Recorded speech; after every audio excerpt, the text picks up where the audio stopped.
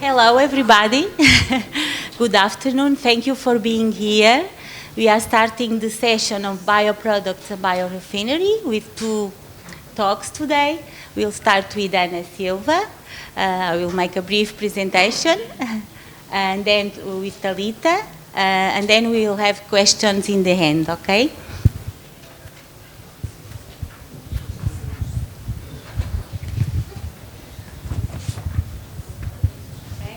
If you want, you can correct it. Okay, so Ana Silva is a researcher at CECO, Aveiro, Institute of Materials, holding a PhD in biochemistry.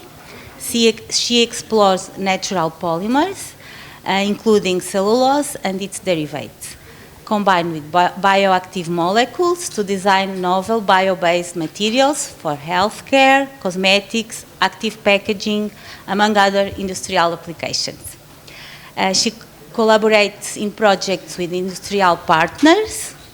Her work seeks to valorize natural resources through innovative, eco-friendly solutions. Go ahead, Ana. Thank you for being.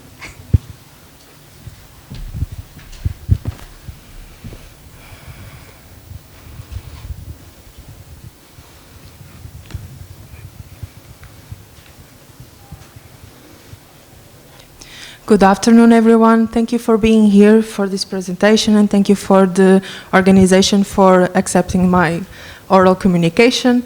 So I can tell you more about this novel work that we've been working on in University of Aveiro about functional thermoplastic biocomposites reinforced with cellulose fibers for packaging applications. First, I'll start this presentation by giving you a brief introduction on the topic of cellulose-based composites, followed by the methodology that we adopted in this work, the main results and their discussion, and finally some concluding remarks. Starting with introduction. It's not novel for you that thermoplastic composites are composed of a matrix and a reinforcement agent.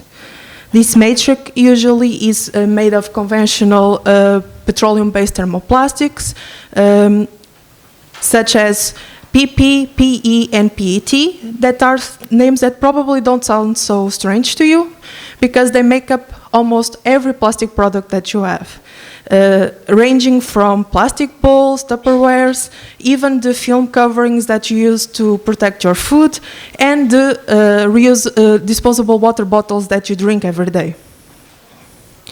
In terms of reinforcement, mostly synthetic fibers are typically used to enhance the properties of the composites, and the two main ones are glass fiber and carbon fiber. However, not only they are from non-renewable resources, they require energy-intensive production and are associated with poor biodegradability and also pose some serious health concerns to people that are working on manufacturing them. So, in recent years, effort has been made to to use more sustainable reinforcements in these thermoplastic composites, as are the case of natural fibers that can be obtained either from plants or animals. Here you have some examples of different fibers of different colors, lengths, and morphologies that are renewable, biodegradable, and have a lower carbon footprint. The implementation of fibers in composites is also nothing that is very new, because there are some products already in the market of composites with natural fibers. For instance, as part of the interiors of cars, and in the sports industry, in surfboards, tennis shoes, and even for the Tecnicelpa aficionados, some rackets. But also you can find it in more accessible general commodities, as phone cases, chairs, and even in the disposable cutlery that you can buy from the supermarket. But in this sense, how can we make these thermoplastic composites even greener? If we change the thermoplastic matrix, that is fossil-derived, for renewable and more sustainable alternatives like polylactic acid and polyhydroxybutyrate. There have also been some works in literature about this, using particularly these two types of matrices and natural reinforcements, but I would also like to highlight the concerted effort that resulted from the Impactus project on PLA and PHB matrices with micronized cellulose fibers.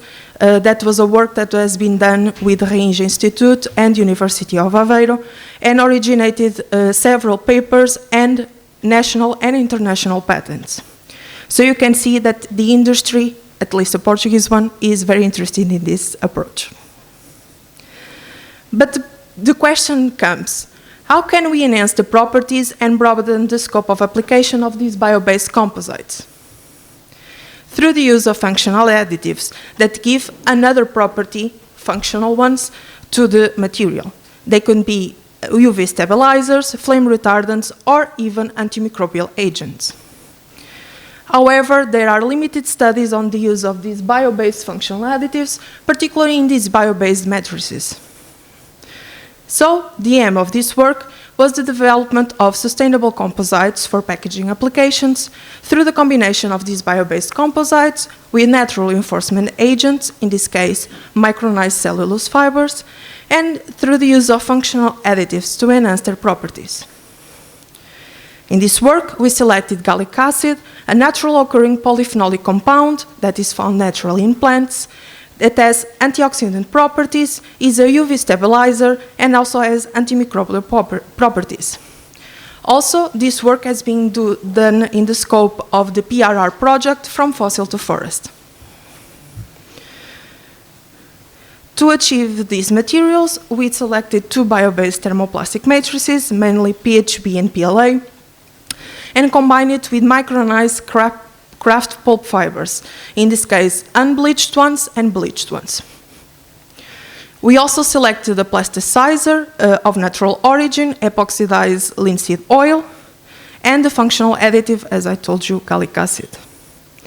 The mixtures were prepared by a melt mixing approach and then injected to obtain the specimen composites. Now towards the exciting part, the results. As you can see in the picture there, there is a visual difference in the composite color with incorporation of each one of these additives. However, I know that the photos are very distant, but trust me, you cannot see any fiber agglomerates or not very good dispersion, so there's a good compatibility between all these natural components. As you can see, the composites that have the unbleached cellulose paste are naturally darker due to the presence of lignin and other non-cellulosic compounds in these unbleached cellulose fibers.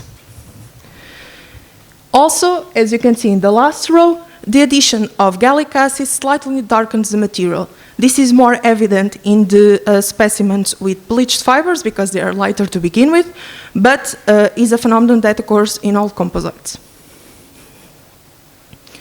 In terms of the thermostability, we can say that both the composites with bleached cellulose and unbleached cellulose reduce the maximum degradation temperature of the thermoplastic matrices, but the addition of ELO and the gallic acid slightly improves this value by 4 to 8 degrees. However, all the composites with unbleached cellulose that are marked in the plots in orange have lower thermostability than the bleached ones, which is not also something that is very strange because they have non-cellulosic compounds that start degrading first. In terms of the mechanical properties, as expected, the incorporation of these fibers increases the Young modulus since it increases the stiffness of the material. And ELO acts as we selected it as a plasticizer, slightly reducing the stiffness by improving the polymer chain mobility. In terms of the tensile strength, PHP and PLA composites with bleached cellulose fibers maintain their strength value, even with the addition of ELO and gallic acid. But if you look to the right, to the PLA composites, those containing unbleached cellulose, which are in orange, show an increase in tensile strength. But when we have yellow and gallic acid, this value decreases slightly.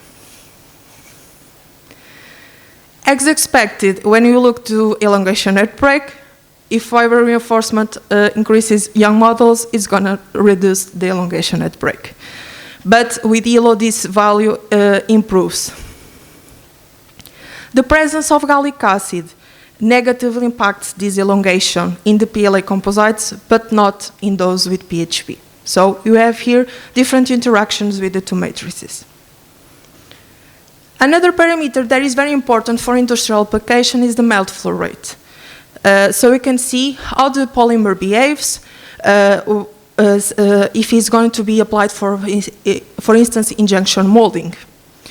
So we can see here for the PHP composites that incorporation of bleached cellulose fibers reduces the MFR value, and the addition of ELO increases back again this value slightly, improving the flow and suggesting a better processability of these composites.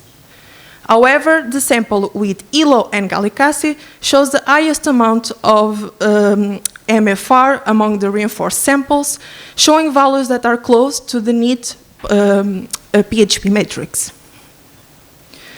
In the case of the composites with unbleached cellulose, although we could inject them, it was not possible to determine the MFR since there was some phase separation occurring in the cylinder.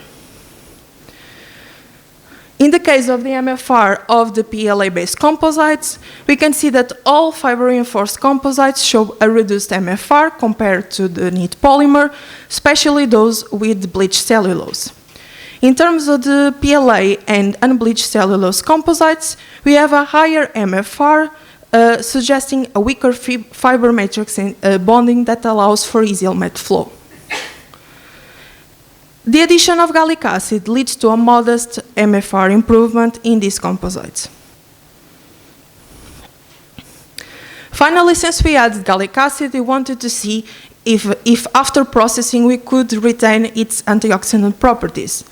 And in this plot of the DPP sketching activity, we see that there is a low activity on the pristine polymers and in the composites containing bleached cellulose. However, when you look at the composites containing unbleached cellulose, we see a moderate antioxidant activity due to the presence of these residual lignin and other nanocellulosic compounds that are present in the fibers. But, surprisingly and very interestingly, the addition of gallic acid boosts its antioxidant activity up to 94%, which is similar to the pure gallic acid that we prepared in a solution at the same concentration that we placed in the composites. So, in conclusion, bio-based composites with ELO and gallic acid show a good thermal stability up to 300 degrees in case of unbleached cellulose and 340 in case of the bleached cellulose, depending on the matrix. The fiber incorporation increases the stiffness, while ELO enhances flexibility and the processability of these composites. Gallic acid effectively imparts this strong antioxidant activity that is retained even after 2 rounds of thermal processing because we did the mixture and then the injection.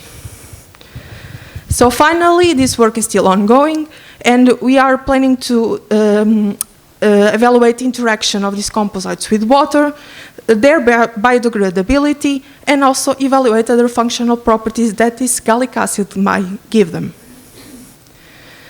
But overall, I think we can all say that these biocomposites show high promise as fully bio-based solutions for active packaging. Thank you for your attention. Thank you very much, Anna. Please come here. So now I will be presenting Thalita Damaceno. She's a researcher in the Regenerated Fibers Laboratory at CENTI, with several years of experience in research and development and application across multiple markets in chemical industry. She holds a master's degree in industrial chemistry from the University of Beira Interior and has extensive experience in cellulose chemistry, pulping processes, and material characterization. Thalita is currently managing a project in bioeconomy at textiles, the B8 project. She's going to talk about it, where she is responsible for the development of functional cellulosic fibers. The floor is yours. Yes. So, thank you, Professor. Just a minute.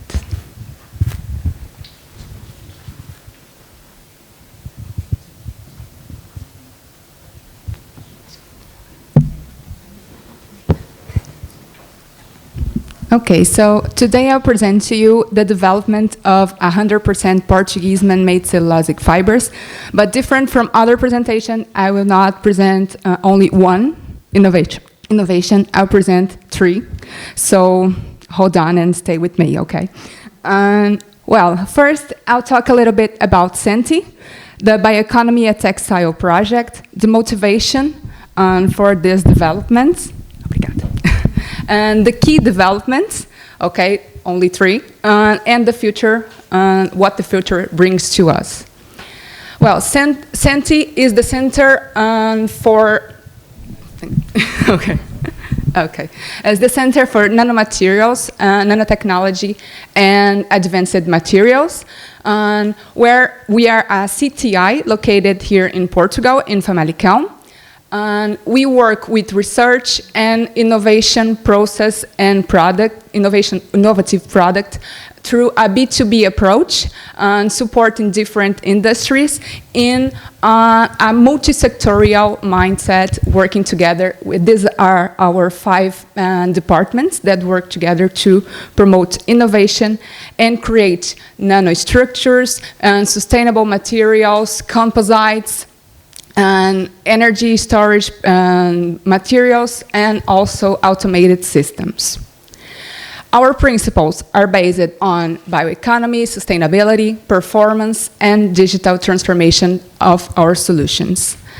The applications, so as I've mentioned, we support lots of businesses and industry, like the automotive, construction, health, and energy.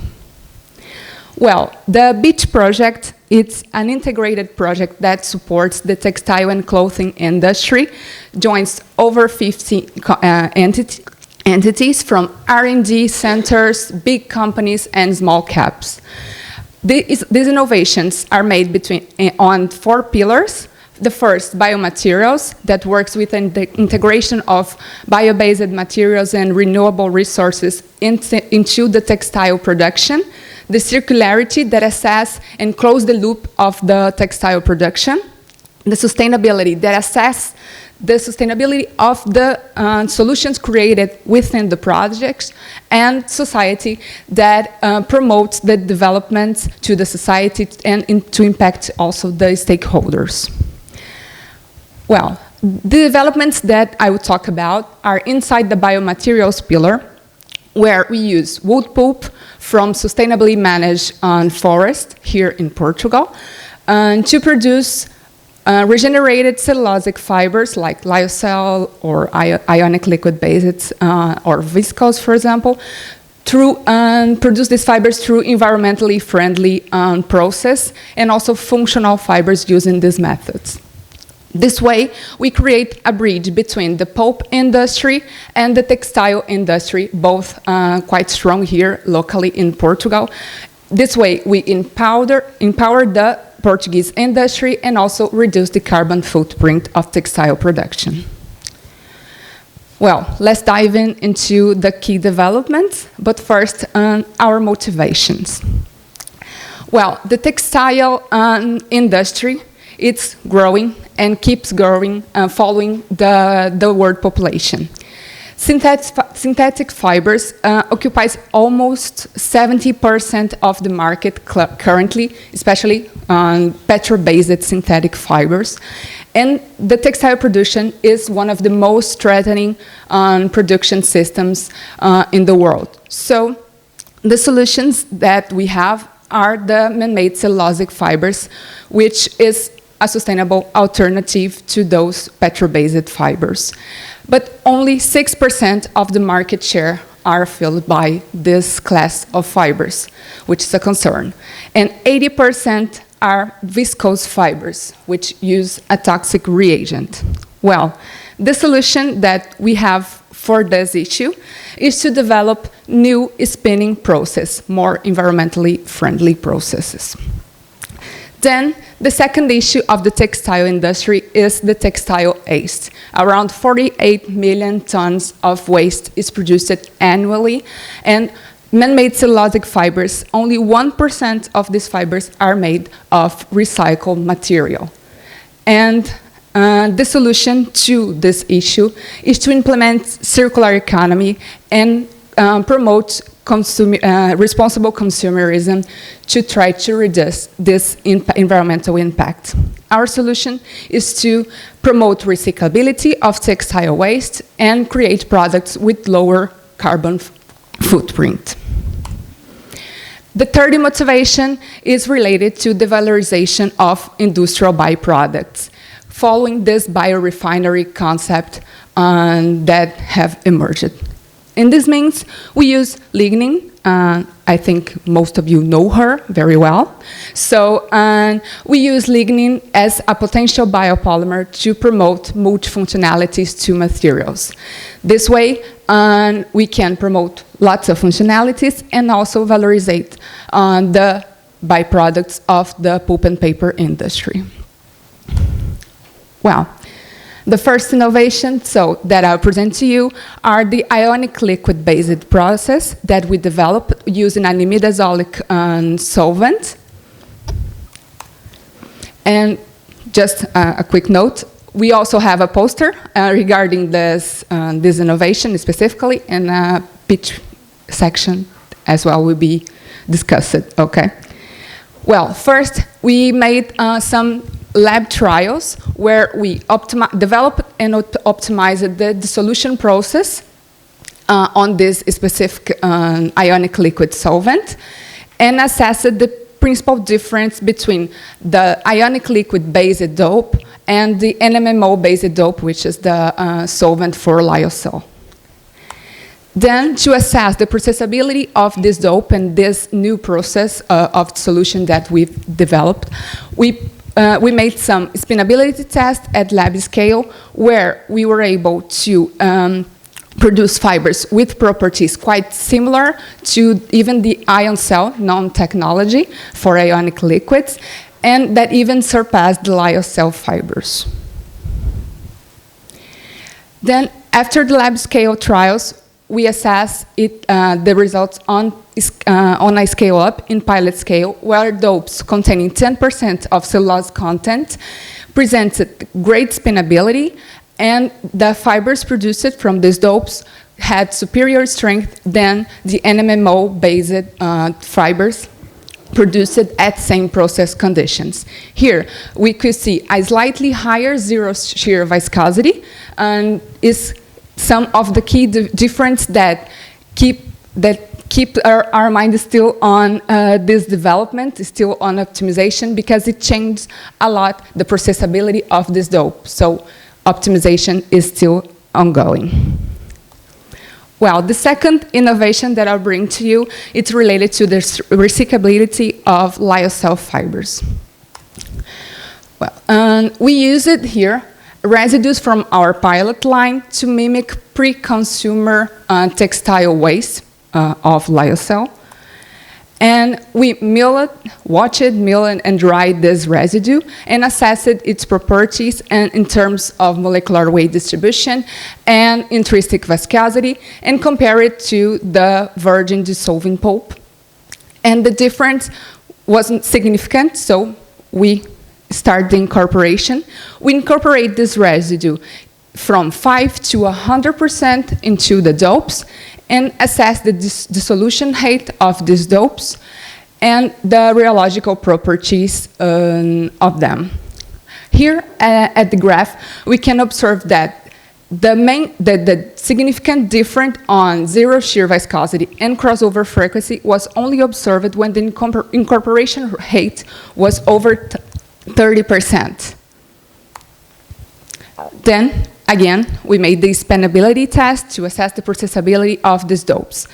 Fibers containing from the dopes containing 15, 30, and 50% of incorporation of residues, presented excellent spinability, and the incorporation until 15% does not impair in any instability during the process. However, the incorporation of 100% had a bad performance, indicating that some level or some content of virgin pulp is still needed to ensure the processability of the dope.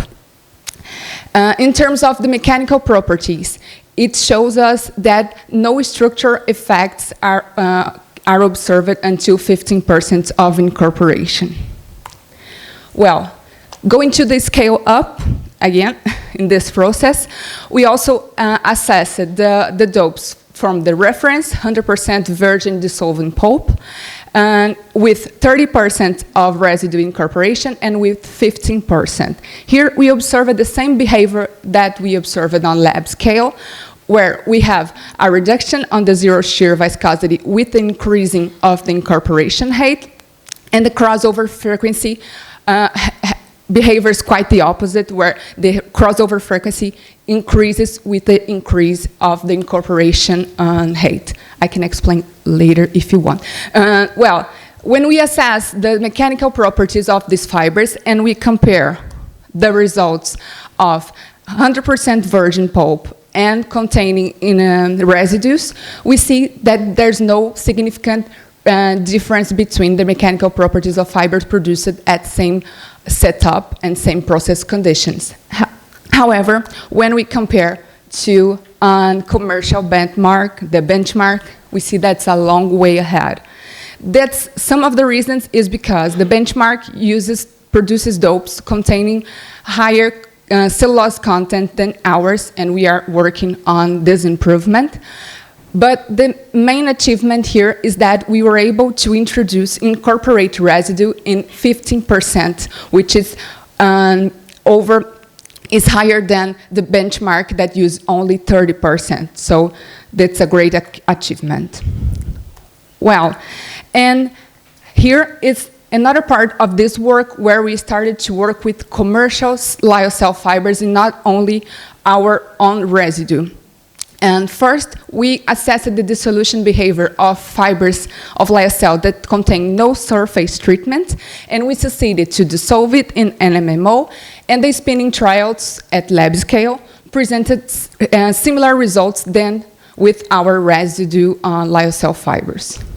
But then, there's fibers in the market that use antifibrillation treatments on the surface, and the dissolution in NMMO is not that easy.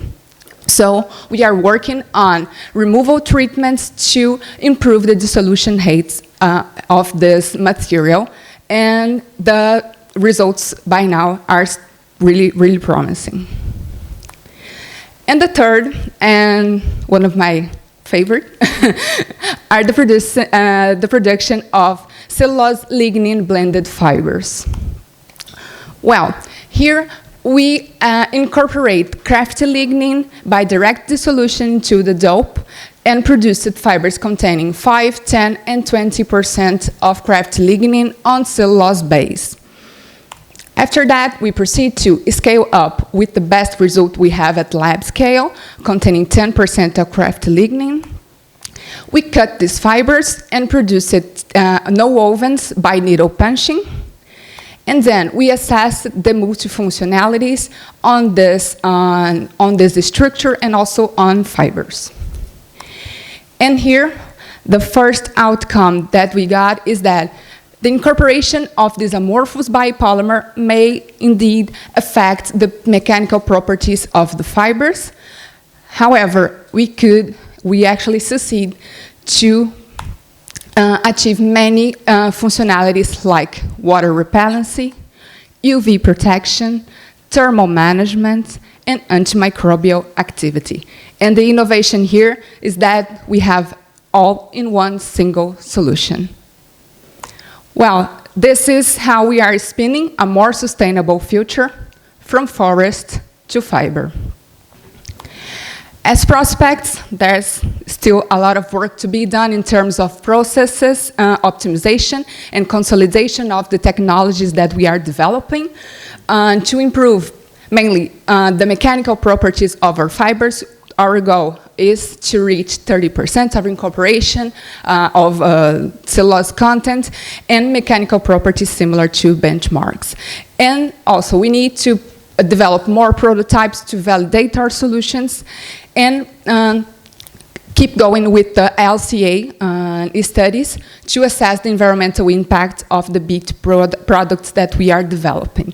Also, as we are doing here, position our solutions into the market and creating a great impact to the Iberian textile value chain. And finally, here are some photos of our lab at Senti, where we develop all these innovations and much more. We are the first pilot line of wet spinning in the whole Iberian Peninsula. And I would like to thank our partners in this initiative, which is CITEV, University of Aveiro, Altri Group, and CAIMA. And thank you all for your attention.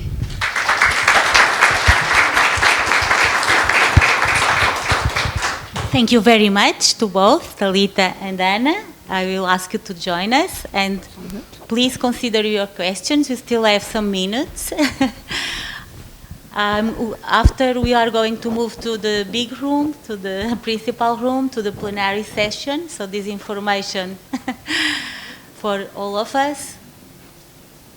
Okay, let us know your questions. They were very complete presentations. There is a question there. Thank you.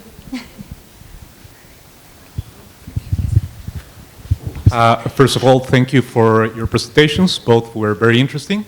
My name is Alejandro. I work in the University of England, Norway, and I'm very interested in the first presentation. Anna, you did an excellent job, and I applaud the project. It's very interesting. My question is, the minute I read the word thermoplastic, what comes to mind is that aside from the TGA analysis, you usually employ differential scanning calorimetry. So I wonder if you actually carried out that, because DSC tells you some things that TGA does not. So I wonder. Yes, we are still carrying out this technique, mainly due to also the difference of properties that we observed. Our theory is that the difference is mainly from the polymers themselves, since PHP has a lower glass transition than PLA.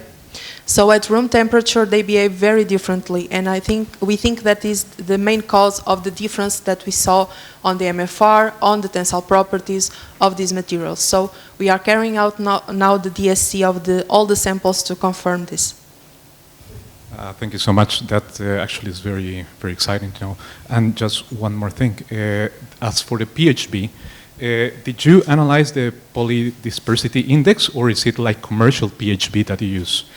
We are using all commercial polymers because since this is a work that has been carried out in a PRR project, mainly the interested parts are the industry. So they want something that they can buy, they can implement, and this is also the case of the choice of the gallic acid. We wanted something that is commercially available so they can buy it, and if they are interested in scaling up, then they can scale up this process. So do you think that your results could be extrapolated if one uses PHB that has, let's say, a low polydispersity index, meaning that you can obtain it from direct microbial fermentation? I think so, because the PHB that we are using is an industrial one, but it's obtained from an industrial partner that started working at a small lab scale and now is scaling up the production. So it's an industrial partner that has been carrying out many times the laboratory work. So I think it's more close to that than to other PHB forms that we can see probably on the market. Thanks so much. Amazing job. Thank you.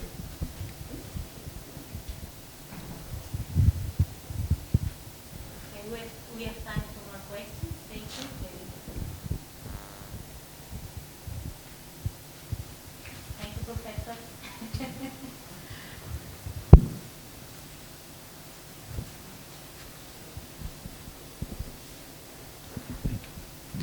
have question to Joana. What was the percentage of cellulose that you introduced in your biocomposite? Here I'm showing only the 30% composition, but we have been working with other compositions.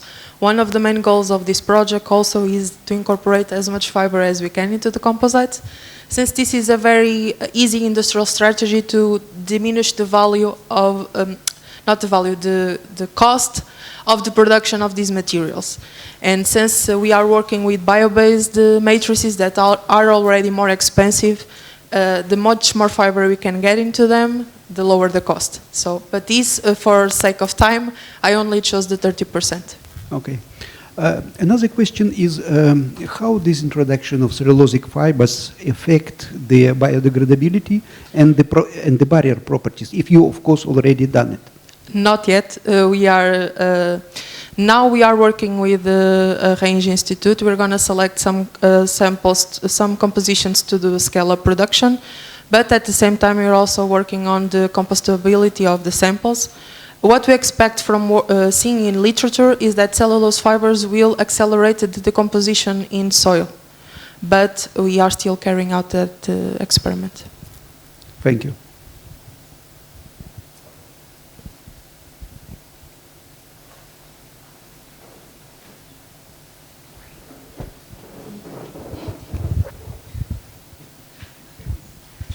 Okay, thank you so much. So if there are no more questions, we'd like to thank our our speakers for the excellent presentations and all the good luck for the future. We'll be following your your work, and thank you very much for all of us.